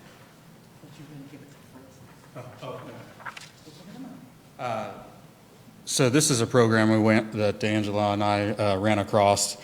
Basically, the goal is, we called it the Downtown Vacancy Grant Program, is to provide one-time assistance to new and existing business opening a location or expanding operations into vacant commercial space in the downtown business district. And I know we have a pretty broad view of what, downtown is considered. But so we kind of shorten that up. You'll see a little map on the back that shows more of a smaller downtown business district that would be for the purpose of this policy that we're suggesting. Basically, the program gives about $10,000. It can be, actually, it's listed in here up to $30,000, because we don't know how much, say you're looking at a vacant building and a whole bunch of rehabilitation needs to happen inside the building. We don't know what that amount's going to be. The typical amounts that we're coming across in other programs are, $10,000. That's a pretty standard one. But, in today's dollars, $10,000 unfortunately is not going a long way. So, obviously it'd be up to the board if we do this at all, but what that amount would be. Basically, it's to go to costs associated with getting into a building that's vacant to show, provide a more thriving downtown and fill those spaces that aren't currently in operation, that are not bringing in sales tax to the city. It kind of goes through the program description here. Eligible recipients, they have to certify that they're not, basically, we just don't want them coming from another place in the city limits and relocating into downtown. So really, this is an attraction tool from outside of the city limits to bring, extra tax revenue into the city as well, just into the downtown area. There are some ineligible businesses. Those are listed on here. Just some things that obviously make sense. You don't want somebody, doing some dead storage in the downtown. You want something that people are moving in and out of. And so there's a few others that are listed there that obviously make sense to not have in the downtown. The eligible activities, that the funds would be used for would be mortgage payments or if they were leasing a lease, operating expenses, and then probably I would say the most use of these funds would be building repairs or tenant improvements when they're moving in, because it's a big upfront expense on some of that stuff. And then we have the grant amount listed on here. And then there would have to obviously be an application and awards process, much as there would be for the revolving loan fund as well. Would you also make a stipulation that the company cannot apply, or maybe not a stipulation, can they apply for both revolving loan fund and the downtown district fund? We didn't talk about that, but that's something that we probably should. Yeah. Yep. I mean, this is a lower amount, but we're going to run into the same thing. I mean, to me, I'd like to hear other people's inputs on that, because. Can I ask a question, Drew? Sure. I don't, and this is just a question, the downtown area, and this is just an observation, I have no data to back it up, but I see like the bars and the restaurants are doing okay, it looks like. Mm-hmm. But how about the other businesses? Because when we talk about vacancies and we talk about, bringing in new businesses downtown, do you have any data that shows the businesses downtown, P&L, profit and loss statements, cash flow analysis and all that stuff is really good? Because we talking about, if I understand, we're saying that we want to give people grants or have grants if they want to come into a vacant place downtown. So the question I would have is, have we looked at why these businesses downtown? Is there a time period that people come in and after 2 years or a year they're gone? Is there any idea? Do you have any data on that? That's a good question. No, we don't have any data on the profit and loss of the businesses downtown. That is something that would be interesting. We just unfortunately don't have that at the moment, but that's any thoughts on that? Yeah. And again, anecdotally, what we hear from folks who are coming in is two main inhibitors to occupying in the downtown. One, rents are expensive. I'm saying, sir. Rent is expensive in the Right. downtown. Per square foot, rent is expensive. And the second is the amount necessary to rehabilitate a building to bring it up to a particular Sure. code. The city has adopted the existing building code, but sometimes there's a space that was retail, for example, and wants to convert to a restaurant. And to put in a grease trap and put in the hoods and things like that, the fire suppression is an expensive proposition, and that's a major turnoff for many businesses. And then sometimes just bringing the business up to current code. There's a business downtown that needed new flooring. I mean, it was like down to studs by the time the business operating was able to bring it to life, so to speak. And those are often responsibilities of the tenant, bringing that building up to code. Yeah, and I think that's what I hear the most from businesses are the upgrades to get into the building. So a vacant building sitting there, they really want to go into that spot because it's a great location, but they go to tour the inside and they look around and they just say, it's just out of my budget. I can't move in here. So I'm all for the downtown area. That's not a problem. But, the expansion is going west. It is. Shopping centers are coming in, so on. And people, some of the shops I've been in, the prices are not cheap. So the question I have is, what are the receipts of these? Do these businesses come in and after 2 years, 3 years, they leave out? Because I understand if you got a 5-year period in a business, and if you don't make it in 5 years, you need to be out. That's a kind of accounting rule. So the question would be, are we getting our return on investment if we're granting money to people who come into these vacant spots? So maybe we ought to apply some of the same principle to that as we're applying to this revolving program. Sure. What are these businesses? Sure. How are they going to be able to stay there? What kind of businesses are they? I agree with that. Yeah. Yeah. I'm not trying to knock the good. program, but I'm just saying that, because I talked to the staff some and we had some conversations, my thought is where we need to go, I think, is workforce development.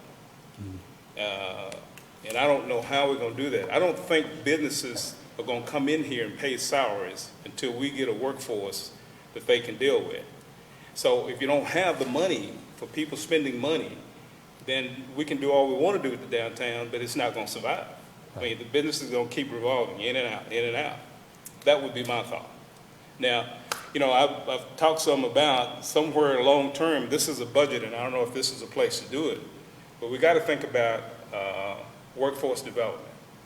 I think long term, if I was a community college, I would want to know, if I come to Bastrop, okay, can I set up and have training courses and do courses and so on for technical reasons, and then get certificates. And then the businesses, I think if we had something like that, and the businesses knew that, then they would say, okay, well, Bastrop's got a workforce campus down there. They got 2 community colleges that work out of there. So and that's, to me, is a long term, since we're talking budget.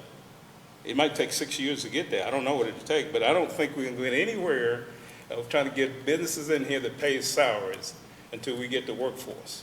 Now, personally, I don't have that much confidence in what's happening in our school district right now. But so I think, to me, it's going to be the EDC in the city that do something with the workforce development. The contract that you guys approved at the last meeting that will go in front of council tomorrow will inform that. Because one of the chicken and the eggs thing is, what are we training for and who's actually coming, and are we training for the right thing? So that industry gap about who really wants to come here, right, who is already here that perhaps is not on our radar, that can attract and expand. So hopeful in the next 60 to 90 days, we've got some good preliminary information and can begin to, plant those seeds that are going to give long-term return on what it is exactly we need to be training for. And I gave the example of, we need dental hygiene. We need to start training for dental hygienists because this particular business asked for dental hygienists. And I asked the question, well, does that company pay right? Maybe it's a matter of they can't keep their dental hygienist. Maybe it's office culture. Maybe it's the boss. But it's anecdotal. And until I've got good information I can present to the board on what we should be pursuing, maybe it is a state-of-the-art training facility for XYZ. Well, as I say, this is the 23-24 budget, right? Mm-hmm. So should we be putting anything in here in the budget? I guess that's my question. Should we be putting something in this budget from the EDC to try to move towards that? We have $150,000 in the budget. It's the line item. Yeah, but I'm talking about more than that. Oh, okay. What I'm saying is that, I don't know temporarily if we could identify training space. And then long term, here's what I don't want to name the university or the college, but I had some conversations back with a university or college that wanted to do training down here. And they wanted space. They said, do you have training space? Can we come in and teach courses in a certain area? And it was home care, mostly home care. Now, I don't know how far they wanted to go. This university have found out that they're third of their enrollment now are seniors coming back, older people coming back to school to get degrees. And what they're majoring in mostly is home care staff. Now, but the problem was that there's nowhere, if we had like a place where they could train, where we say, okay, you come to Bastrop, And we can work out a partnership or deal with you where you do the training, certifying on these people, and that's what I'm talking about. I mean, I don't know if it's a place to put it in the budget. I guess that's what I'm asking. But this is a 23-24 budget, and I guess that's what we're supposed to be talking about, is what's going in the budget for the year. Now, I don't think we can put enough in there to correct this in this budget, but I'm saying, should we have something in here trying to talk about, is there any space around that we can lease to do that? To start doing our own workforce training until we can come up with a way to, if nothing else, do something that'll attract like a Texas State College to come in and be a community college here in Bastrop. Well, just a quick comment. I mean, the next line item down talks about workforce development and a workforce training facility at $60,000. This is going to be our first year to really get into this thing. To your point, it's going to take a while, and maybe we have to start somewhere. And whether these are the exact right numbers or not, at least we have it budgeted so we can start learning more about it. I would still like some discussion on, do people get to apply for both the revolving loan and the vacancy incentive program? But like Smithfield, my understanding is, I don't know if we're going to talk about that, but and there's some issues going on with the Smithfield training now that they need space. They have space problems. Yes, they do. And I did meet with them this morning, and they have about, well, nearly $5 million for training, but that money cannot be spent on facilities to put the training into. So almost all of it has to be put towards the programs, but certainly, so they have a lot of money to put towards the training, but not no money to put towards the So facility. your point is, if we pay the lease for them, then that would be a way to partnership and get access to that Yes. $5 million. Yes. Right, Yes. That's my point. Yeah. Yes. There is a little bit that they got from the county, $170,000 that's not restricted, but I don't know exactly yet what that can be, or how it works yet. So I don't want to speak to that amount, but as they said, it was unrestricted, so I think that may be something that can come to the table as well. So So Chair, to go back to your question, there's no reason why they can't apply for both, but notice that this one is for an existing business relocating into the downtown.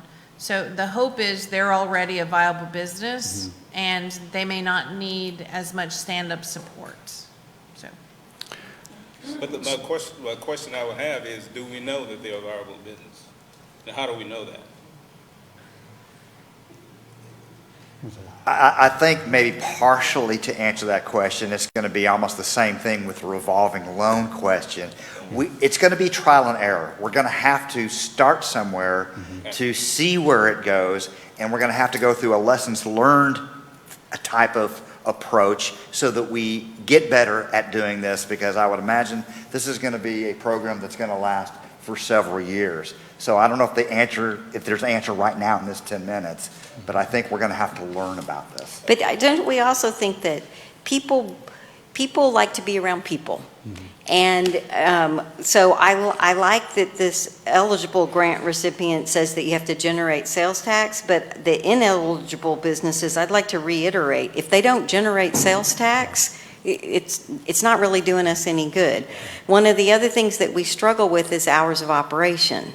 And I know I've heard from the, what we want is our restaurant's full, and while it's a 30-minute wait, but there's 5 shops you can go to while you're waiting, and there's 5 shops you can go to walk off that wonderful steak that you just had or whatever.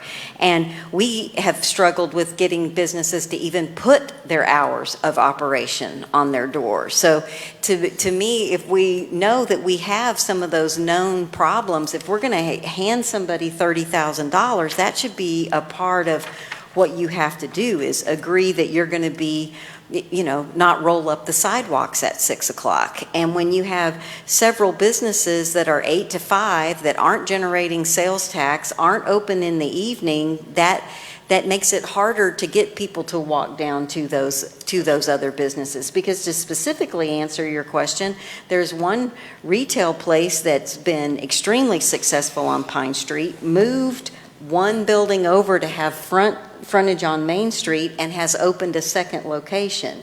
So, you know, there is a way to be successful, and they have two businesses going, and we want to encourage other people to be successful. But I think we should, from the lessons learned, things like posting your hours and being open during those hours, and the, you know, sometimes maybe it's not just sales tax, but maybe it's a very specific type of business that we're trying to recruit. You know, get an ice cream cone, shop for stuff. The record store's a great place. The bookstore's a great place. The retail, but things to blend in with that rather than, like I saw that you specifically called out real estate investment firms. Well, you know, I love realtors, but I don't want them on Main Street where they're working from 8 to 5 and it's a dark window and they're not generating sales tax by being open. So I don't know where you came up with the 30,000. I don't know why that was the number, and you can give us some background on that. But when we're talking about handing people money, I think we ought to help better define what it takes to be able to get that money, instead of reviewing case by case, because that kind of feels like find the needle, you know, and I'd rather us be fair up front. So part of that was on me, I'm afraid. When he came up with that idea about the vacancy, I don't even like that name. I want to come up with a different name, something more positive. But I wasn't sure if the board would be interested in it. So I actually told them, don't invest too much time in this, because if they say no, then, you know, you've just wasted a lot of your time. We're going to need to pivot to something else. I'm interested in that, but I think, you know, like the mayor's saying here, that we want to make sure they're the right businesses. Yeah. And they are going to be successful to create some sales tax. Yeah. But I mean, you know, and I don't spend a lot of time downtown, I'll just be frank with you, but when I walk through there, I don't see that a lot of, except for the bars and restaurants. Yeah. But everything else kind of seems, and you know, it's kind of iffy, in my opinion. I don't know. But I'm not putting anything on it because I don't have the data. I mean, the data could be that the sales tax is moving in those areas that I think it's not. Right. It's not iffy. I get your point. I think some of the workforce that you're talking about goes back to the mayor's point of, is it appropriate for downtown? Because, I mean, I was leaving the Opera House one night and I was like, oh, I'm going to go downtown and hang out. And I was like, I better leave my car here because there's not going to be anywhere to park. And it was 9 o'clock and I walked around the corner and there was plenty of room to park. So our town does kind of shut down at 9 o'clock, and some of the businesses being open or not open is a deterrent for people. I think on average, I was looking at or listening to a webinar, or watching a webinar. You want to try to keep people in your downtown area 3 to 5 hours. Well, if I go downtown, I was at Maxine's Sunday. I went down there, me and my girlfriend, we ate, hour and a half, I was gone. I didn't stay and walk around downtown. Visitors pretty much come to a particular restaurant or a bar and they leave. That's why our festivals are so important, because it does keep people around longer. But not everybody's into an antique shop, or not everybody's into a particular type of bar. I don't know if there's been studies done to determine what would be best for downtown, but there is not a lot of diversity downtown. You have certain age groups that might hang out at one bar. You might have certain type of retail clothing stores that only offer retail clothing stores, but they don't have a variety. And there's a whole series of different types of ways that smaller businesses can generate more revenue, because why am I going to pay $20 for a candle here when I can go to Walmart and get one for $5? So we kind of got to help educate the businesses as well, how they can generate more revenue. But I think the hours are very important, especially if there's a festival going on or a parade or an evening event. I would think that those establishments would want to stay open later, or through that event to generate revenue for their business and sales tax for the community. So I think there's a lot of education opportunities that we could look at in terms of determining what businesses are going to be best to keep. I see Chestnut is our next blowout. That's the second part of our little 6th Street that we have going on. How are we going to build that out to keep Chestnut full, especially if we get a hotel over there? What's going to keep people out past 9 o'clock generating money? I have a question on the eligible activities, and there's 3 listed. I'll start with the second one because my primary question is about the first one. But so business operating expenses, that means that money is going to go to the business owner and to their vendors. It's going to end up in their vendors' pockets in effect, and that's fine. It's a large variety of people that would receive those funds. Next one, commercial building repair and tenant improvements. Again, there's a large pool of contractors out there that would receive that. The first one, which is commercial lease or mortgage payments, that in effect ends up in a small number of people's pockets that represent just the prior landowner or the current landowner if it's a lease. Mm-hmm. And I'm wondering if that has a potential unintended consequence of raising rents. Mm. Yeah. Yeah, you're going to get the 30,000 so I can raise the rent. Well, I mean, to your point, if the business is having a problem paying off their lease, they've got a bigger problem, right? And again, we're only talking $30,000, which is not a huge amount. Well, it's still, we have no idea how many people. $2,000 a month, on a $5,000 a month lease, it takes a lot of it away, but then it's all being given to one person as opposed to helping out the community. Yeah, I see your point. Mm-hmm. So I guess maybe spending a little more time putting together more information on what this could be, how it would be used for, getting a little more granularity in some of the things so we have maybe a better understanding of it. Yeah, I think this is good input and kind of what we were looking for when putting this as kind of a bare bones type of policy, but I think we were trying to gauge interest, and then if there was some that maybe we can put together something that's a little more robust and addresses some of the concerns that you have and some of the ideas and integrating those into it. So one of the other grants that we've talked about, and kind of a completely different angle, because I really would like, and there is a study that I saw at an EDC conference where the EDC owned the property and they would only lease if you were open at certain hours and you were generating sales tax. So it became a hub of activity because it was like the pizza place, the ice cream place, the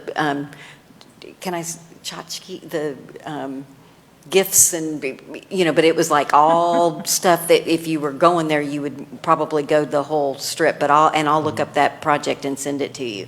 But now I'm kind of come at this from a different angle, and that was there was a time that we were going to have our wonderful fire chief go visit folks and say, public safety, the bad news is, man, you need a fire suppression system. The good news is we're going to let you not block the back door and have a fire extinguisher. And we're going to introduce you to our good friends at the EDC, because if we are improving public health and safety and that stays with the building and that makes it easier for the next certificate of occupancy and that is not dependent on the use of that building, that from a fiduciary responsibility seems like a really good reason. So for either you got to be generating a whole bunch of sales tax or helping the building come up. Now, I also agree that there's some issue with that. I'm not putting in any of the life safety stuff because I'm going to wait for the grant to put that in. Yeah. So for me, this is one where I don't want to see your receipts from last year, but because the options are really high rent. Well, the rent's high because it's been brought up to code, or the rent's really low because it has so many code problems, right? But at the end of the day, he who owns the property ultimately gets to set the rental rate. And I think if their rent is high because they've brought the building up to code, I would believe that it's appraising nicely, appropriately, and if they're paying their property tax and choose not to rent, we're a property rights state, and we got to be kind of careful about that. But if ultimately we end up with a Main Street where every building is up to life safety, that's not a bad thing. We have a downtown that's burned down twice, Mr. Washington. And so that's my deal. You got to either generate some sales tax and generate some buzz for people to be downtown, or I am willing, with advice from our building code folks, maybe there's no more than, but things that stay with the building that somebody's not just full-fledged putting in their pocket is and something that helps all of us long-term. That's a little easier pill for me to swallow. I don't know how the rest of the board feels about that.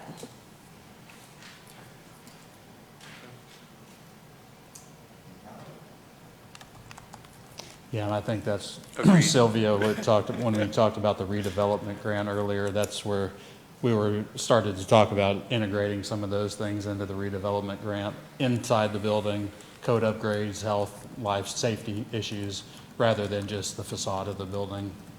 So I think that's... Maybe it comes together and it's just one program, and it has a subcategory of new business, and it has a subcategory of life safety, and it has a subcategory of expansion, but it's one application and what makes the most sense. You know, I like that idea. I really do, because now we're talking having $250,000, if you will, if we follow this guideline here.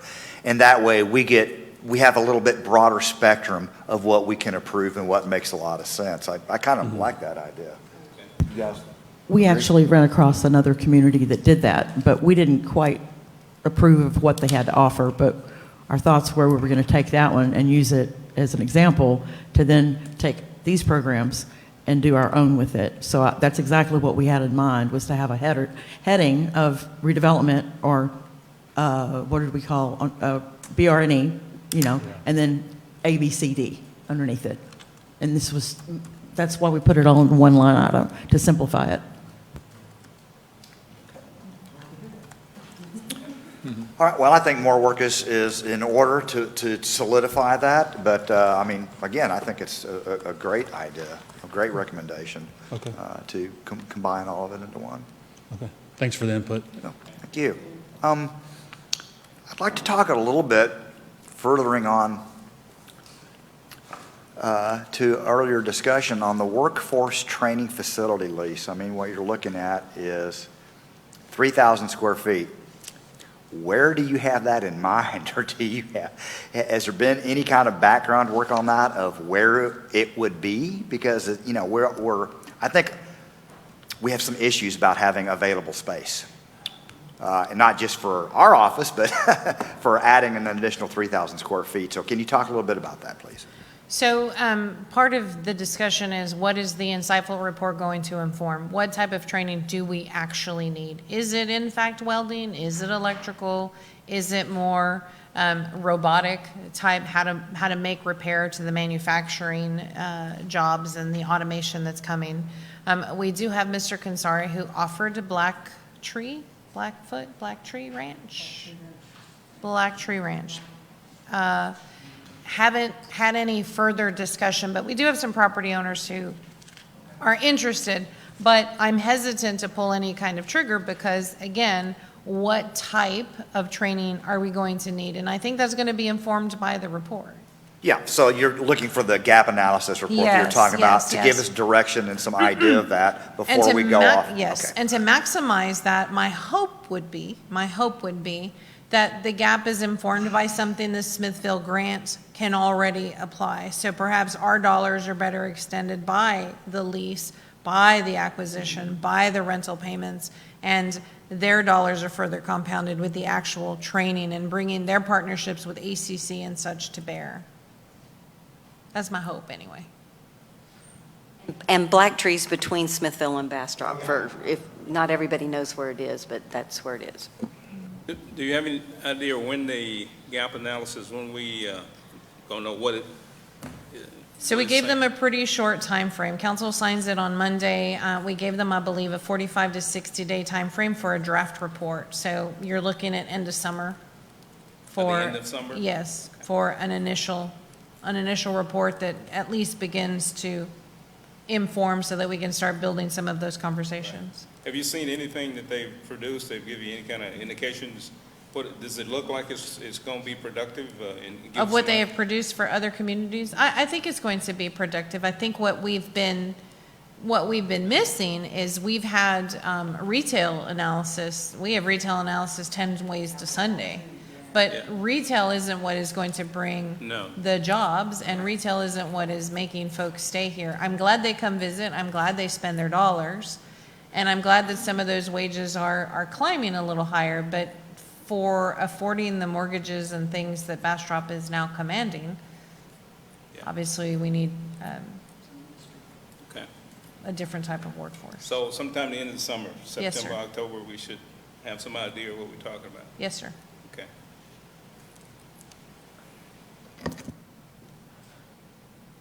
So on 3.2, are we untabling it? And you need to know if the board's okay with adding 30 to the 20? Is that, Chair Spencer, I'm not exactly sure what you're wanting to do next. Well, if we're finished talking about this, then yes, we do need to go back and do that because it's been proposed to add 30,000 to make it a 50,000 total.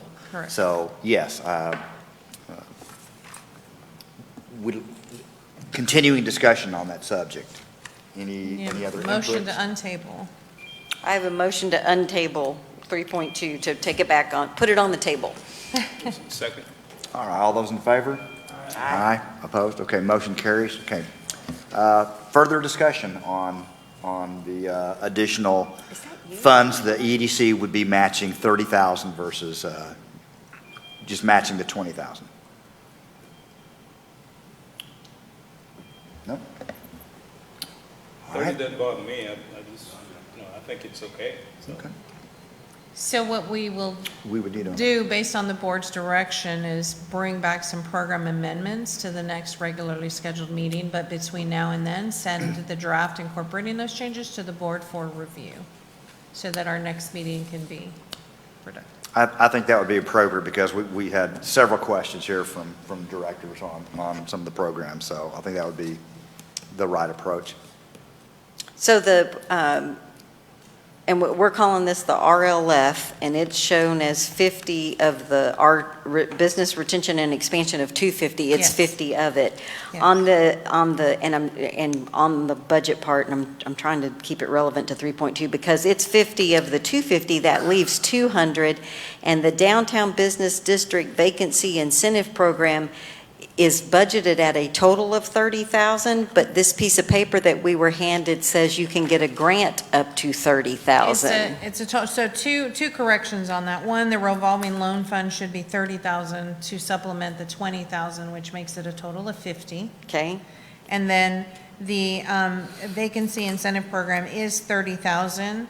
You can get up to 30, but I think staff's thinking more 10, and 10. Okay, all right. If we go more of the fire suppression, I don't think you suppress much fire for 10. I think those systems are a lot more expensive. Right, and I believe we'd ask for additional information We to your can- point of yes. bringing up, redoing the draft, so to speak, and bringing it up to the next meeting. So would the motion be along the lines of staff bringing back, based on the feedback they've gotten from the board, and to continue with a total revolving loan fund of $50,000, 20 of it, which was a grant from Roscoe? Yes. So I make that motion. Well, I'm going to second that motion then. All those in favor? Yes. Aye. All those opposed? Motion carries. Thank you, Mayor. All right, that being the end of our workshop. Chair Spencer? Yes. If you would give me just a minute. So our next meeting is scheduled for June the 26th, but I also want to remind everybody it starts at 4:30. Thank you. Good point. June 26th, 4:30. Entertain a motion to adjourn? Motion to adjourn. Second. All those in favor? Aye. All those opposed? We are adjourned. Thank you very much. And, sorry, it is just a second. Come on, clock. 6:58.